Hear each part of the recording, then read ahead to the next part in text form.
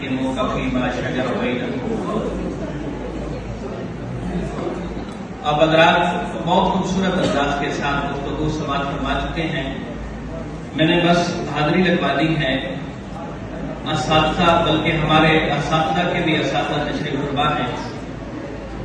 اس آیت کا شان نزول تو بے شک ایک خاص ہے، لیکن حکم عام ہے کہ ہم نے بلکہ مومن کے لیے لازم ہے کہ ہر معاملے کے اندر نبی کریم علیہ السلام کو حاکم مانا.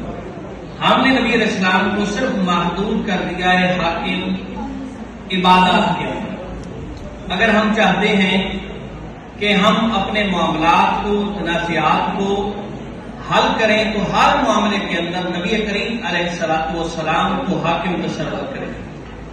اب نبی کریم علیہ السلام نے تنازعات کے حل کے بارے میں ارشاد فرمایا، یعنی ایک اصول دیا ہے کہ تنازع تب ختم ہو سکتے ہیں کہ جب انصاف ہو.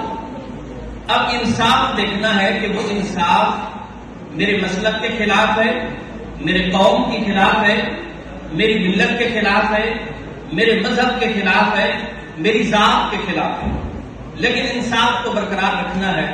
نبی کریم علیہ السلام کی بارگاہ کے اندر ایک معاملہ پیش کیا گیا اور سفارش کی گئی تو میرے مصطفیٰ کریم علیہ السلام نے ایک اصول دیا. فرمایا اگر اس جگہ پہ میری لفظ جگر بھی ہوتی تب بھی میرا فیصلہ وہی ہوتا جو آج بھی ہے.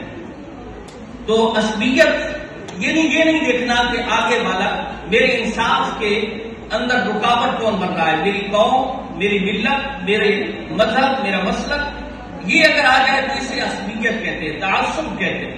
تو نبی کریم علیہ السلام کی حدیث ہے، میں بیان کر کے اپنے گفتگو کو سمیٹتا ہوں. نبی کریم علیہ السلام نے فرمایا کہ وہ شخص ہم میں سے نہیں جو کسی کو عصبیت کی طرف بلا. حضرت واسطہ بن اسقاء رضی اللہ تعالیٰ عنہ نے عرض کیا یا رسول اللہ عصبیت کیا ہے؟ تو نبی کریم علیہ السلام نے فرمایا عصبیت یہ ہے کہ تم اپنی قوم کا ظلم اور زیادتی میں ساتھ ہو.